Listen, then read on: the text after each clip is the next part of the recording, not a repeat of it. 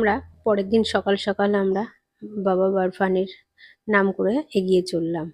তো তোমরা দেখো আমরা এখন কনভয়তে করে যাচ্ছি জম্মু থেকে, তোমার ভগবতীনগর বেস ক্যাম্প থেকে। তো কাশ্মীরের প্রকৃতির পরিবেশগুলো সুন্দর সুন্দর পরিবেশগুলো দেখতে দেখতে সকালটা দেখো কি দারুণ সুন্দর, পাহাড়ের মাঝখান থেকে সূর্যিমামা উঁকি দিচ্ছে, তার মেঘের আনাগোনা তার মাঝখান থেকে। তো খুব সুন্দর খুব সুন্দর, দেখে আমার চোখটা জুড়িয়ে যাচ্ছে। তো তাই ভাবলাম তোমাদের সাথেও একটু শেয়ার করি ভিডিওটা। দেখো এদিকে মেঘ এদিকে সূর্য, মানে তাদের মাঝখান দিয়ে আমরা যাচ্ছি। জাস্ট অপূর্ব সুন্দর অপূর্ব সুন্দর। তো সবার প্রথমে আমরা একটা লাঙ্গারখানায় চলে আসলাম। লাঙ্গারখানাটার চারিপাশটা দেখো পাহাড়ে ঘেরা, একদম চারপাশটা পাহাড়ের ঘেরা। তার মাঝখানে একটা লাঙ্গারখানা আছে।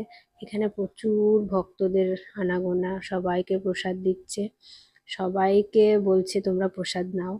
তো তারপরে প্রসাদ নেওয়ার পরে আমরা আবার এগিয়ে চললাম।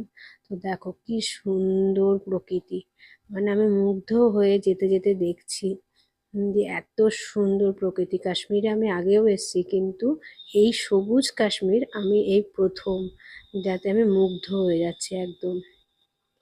তো দেখো কি সুন্দর চারপাশটা, তার পাশ দিয়ে যাচ্ছে নদী বয়ে, আর আমরা যাচ্ছি তার পাশ দিয়ে।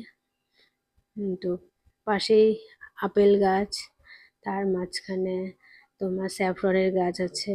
তো তার মাঝখান দিয়ে আমরা কনভয়তে করে যাচ্ছি, মানে আলাদাই একটা ফিলিং আসছে।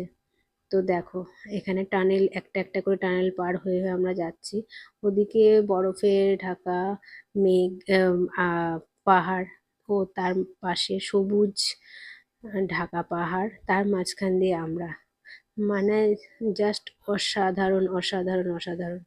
তো দেখো তোমাদের সাথে শেয়ারটা না করলেই আমার ভালোই লাগছিল না যে মানে তোমরা কেমন লাগছে তোমরা সবাই জানিও, তোমরাও এসো, তোমাদেরও খুব ভালো লাগবে। একটু কষ্ট হয় বাবার দর্শনে, তো দর্শন করাটা তো সহজ নয়। তো তোমরাও এসো, একটু কষ্ট হবে কিন্তু চলে এসো। এবছর না হোক পরের বছর প্ল্যানিং করে চলে এসো।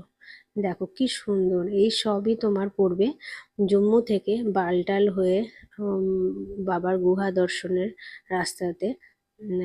আর পাঞ্চে তোমার পেহেলগাঁও দিয়ে গেলেও ওই সেমই রুট দিয়ে পড়বে।